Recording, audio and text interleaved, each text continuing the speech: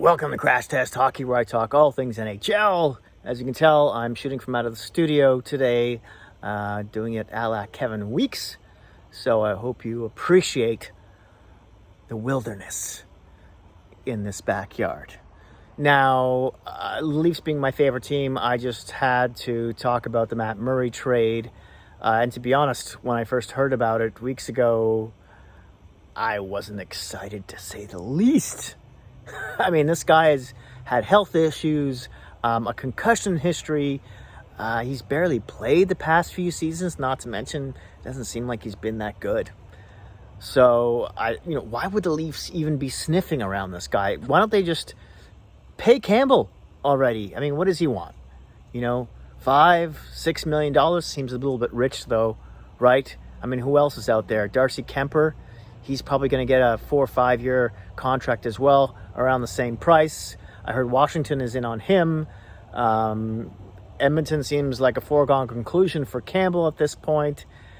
And, Husso's in Detroit, and there's not much else out there, unless you trade for Varlamov or, something like that. This is a risky move by Dubas, right? He in the trade, Ottawa got future considerations, which I think means pretty much, nothing. We'll see. And the Leafs got a third-round pick, a seventh-rounder, and they got Ottawa to eat 25% of his salary. And when it became more obvious that this trade was going to happen over the past couple of days, I was thinking, ouch, okay, they're going to eat at least half the salary, right? And maybe even, circle him through a third team to take on another half of the salary so they can go out and get, another goaltender, which they still might do, by the way. I hear Samsonov could be even in the cards because he wasn't qualified by Washington mysteriously, but that's another video. Now,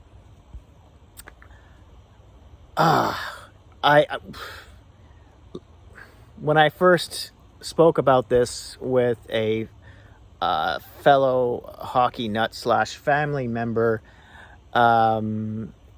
we helped each other sort of digest if this is good news or not. And we both looked at it in a way where Murray's got maybe a 20% chance of having a rebound season. Of course, we all know there's the history that he has with Kyle Dubas and Sheldon Keefe, back with the Sioux Greyhounds. Surprise, surprise. Not to mention their new goalie coach has a history with him during the off seasons as well. Same guy who's been working with Demko in the past in Vancouver there. He's now the Leafs head goalie coach, and they seem to be pretty high on him. And if you look at, could this mean Dubas's job if this doesn't work out? Because, let's say he gets injured. He goes on LTIR. Okay, maybe that's the best case scenario at this point. And they go and they trade for a goalie before the playoffs and the trade deadline. Or he stinks and they send him down to the minors. I would think they would try and trade him before they shoot him through waivers, or at least afterwards. And then have to eat some of his salary then, maybe even buy him out. I don't know. I just was not optimistic about this trade at all, really, to be honest with you. And then I started to look a little bit deeper. Now, Matt Murray's actually he's 28 years old. Let me just double check that here on Cat Friendly. Yes, he is, and his birthday was back in May. So he's born in Thunder Bay, Ontario. He's 6'4", 178 pounds, by the way. And so the Leafs are going to end up paying him about, I want to say it's around $4.7 million over the next 2 seasons that he's signed off of that contract that Ottawa penned him to. Now, his first season with Pittsburgh in the regular season, he only played 13 games.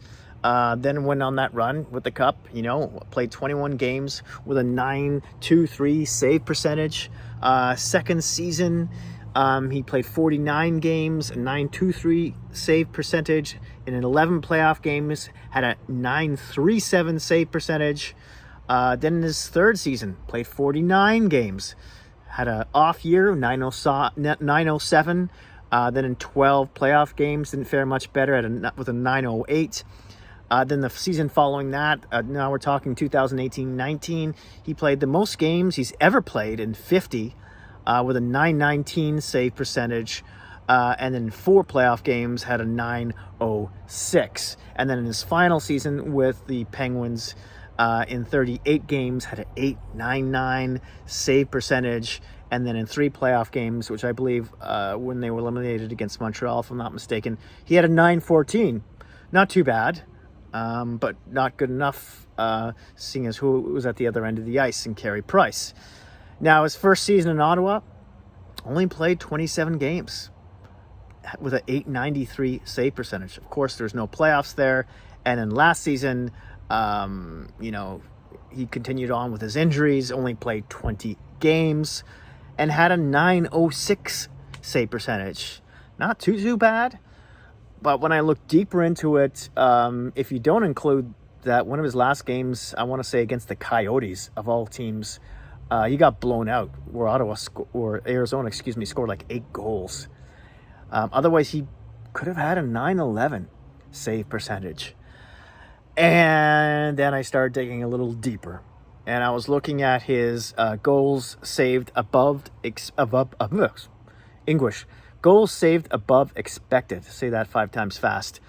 For this past season, number 1 in the league was Shesterkin with a 37.24. Number 21 was Matt Murray with a 3.78. And Jack Campbell, by the way, was ranked 51st with a minus 8.18 goals saved above expected. And then I looked at his high danger save percentage last season, and Matt Murray had an 819 save percentage, and Campbell was a 797. Now, their doctors have looked at this guy. They seem to be confident about him. I wouldn't say I'm thrilled about the trade now, or even happy, really. But with what Dubas has had to work with, which was a seller's market, really, not a buyer's at this point, because the goalie carousel is thinning pretty quickly. I guess he got the best bang for his buck, and maybe the percentage of him bouncing back and having a good year for me went from about 20% to, say, I don't know, maybe I'll double it. Let's say 40. Why not? So if he could stay healthy. I mean, Toronto's probably has the biggest medical staff, the biggest office, staff in the league. So maybe there's something to say for that, and the comfort and the trust that he'd have with the GM and the coach and the goalie coach, etc. So fingers crossed, Leaf fans. I wouldn't say I'm optimistic, but you're telling me there's a chance.